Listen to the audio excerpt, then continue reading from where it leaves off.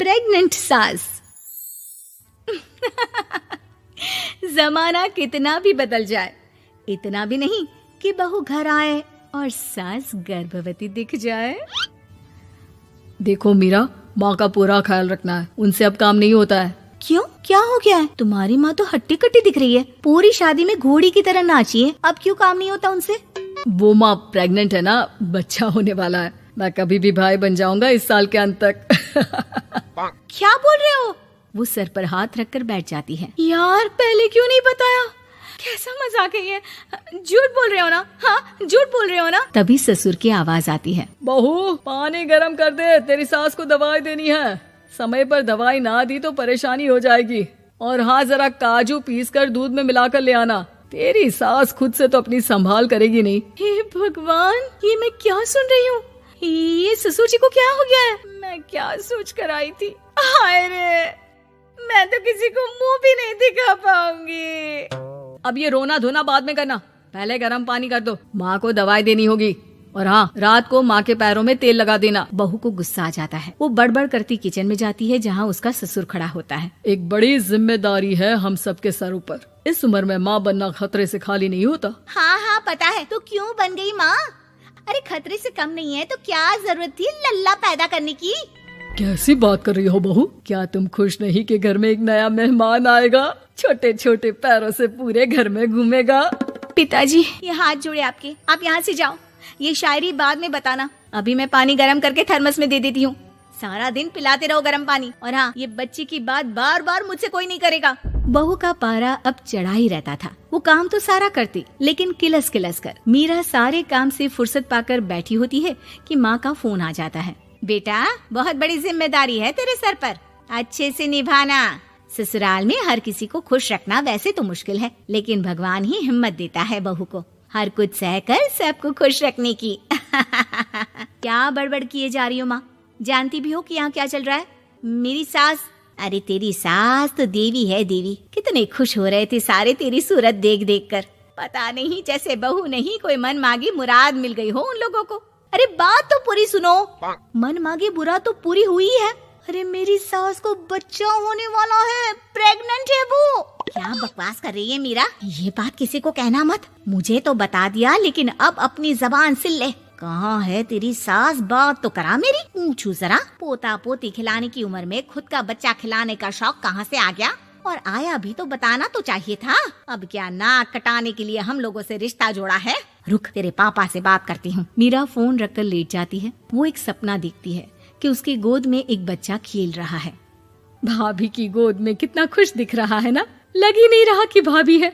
मैं तेरे लिए क्या लाया हूँ, सोने की बालियाँ। तेरी शादी में तो मैं बुढ़ा हो जाऊंगा ना। अरे कैसी बात कर रहा है बेटा, इसकी जिम्मेदारी तो तू ही लेगा। हम लोगों का तो कोई भरोसा नहीं, कब ऊपर वाला उठा ले। बहू को सास को देख देख कर गुस्सा आ रहा था। तभी वहाँ पड़ोसन आ जाती है। अरे बहू, तुझसे तो पूछने से भी डर लगता है कि कब खुशखबरी सुना रही है। अब तो अपनी 1 महीने की ननद की ही जिम्मेदारी संभाल ले, बहुत है। अपने जेवर भी रख देना और पैसे भी जमा करना शुरू कर दे। वो बात आगे बढ़ाती उससे पहले ही बहू जोर से चिल्लाकर उठ जाती है। नहीं नहीं नहीं नहीं, मैं अपने जेवर किसी को नहीं दूंगी। अरे कौन ले रहा है तुम्हारे जेवर?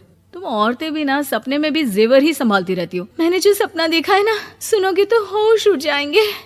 अच्छा, तुम अपना सपना बाद में बताना, पहले मेरा सुनो। कल मैंने इतना अच्छा सपना देखा कि अगर वो पूरा हो जाता है ना तो मैं तुम्हारे लिए रानी हार बनवा दूंगा।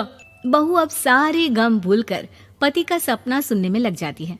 अरे क्या सपना था बताइए ना, बोलिए भी तो, क्या सपना है? मैं पूरा कर दूंगी अगर बात रानी हार की है तो। बोलिए बोलिए।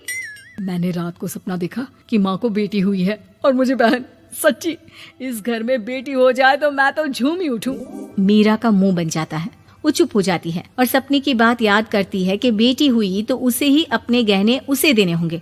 फिर तो रानी हार की जरूरत पड़ेगी ही। भाई लड़की बड़ी होगी, उसकी शादी होगी तो जेवर तो चढ़ाने ही होंगे ना, कहाँ से आएंगे वो? कितनी समझदार हो तुम मीरा। मैंने भी यही सोचकर तुम्हारे लिए रानी हार लेने का सोचा था। अरे फूटी किस्मत मेरी जो ऐसा परिवार मिला। मेरे पापा की तो मैं अभी क्लास लगाती हूँ, जो सब जानते हुए भी ऐसे परिवार में मेरी शादी कर दी। बहू पिता को फोन लगाने ही वाली होती है कि ससुर की फिर से आवाज आती है। बहू गरम पानी ले आ जल्दी, थर्मस में खत्म हो गया है। बाद में खबर लेती हूँ मैं पापा की, पहले सास को गर्म पानी दिया हूँ। बहू अभी किचन में काम कर ही रही थी कि मीरा के मम्मी पापा आ जाते हैं। वो हाथ में ढेर सारे फल लेकर आते हैं। मीरा के पिता मीरा के ससुर से कहते हैं, लीजिए भाई साहब, ये फल रखिए, बहन जी को खिला दीजिएगा। वैसे कैसी है उनकी तबीयत?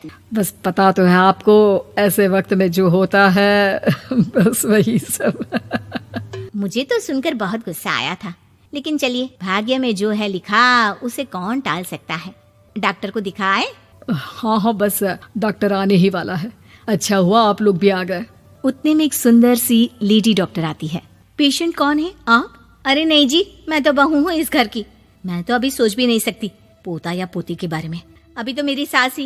अरे चुप हो जाना, देख तो ले, डॉक्टर है ये, किसी के भी सामने गुस्सा फोड़ देती है। डॉक्टर कमरे में जाती है और थोड़ी देर बाद बाहर आ जाती है। पीछे से सास भी निकल आती है। हे भगवान, इतना दुख तो किसी को भी ना दे जितना मुझे दिया है। देखिए बहन जी, आप लोगों को तो ये सोचना भी नहीं चाहिए था। वही तो मैं भी कह रही थी कि आप लोगों के लिए तो सोचना भी गुनाह है, लेकिन अब पछताए होत क्या जब चिड़िया चुग गई खेत। डॉक्टर वहाँ से चली जाती है। मैं माँ नहीं बन सकती, मैं प्रेग्नेंट भी नहीं हूँ। ये कैसे? तुम तो बोल रही थी कि अरे वो गैस का दर्द था और पेट भी गैस से फूल रहा था। डॉक्टर ने चूर्ण दे दिया है, गर्म पानी से फांकना है। मैं भी लाती हूँ गर्म पानी। अरे मैं तो गीजर ही लगा देती हूँ। हाय रे, खुशी के मारे पागल ना हो जाओ।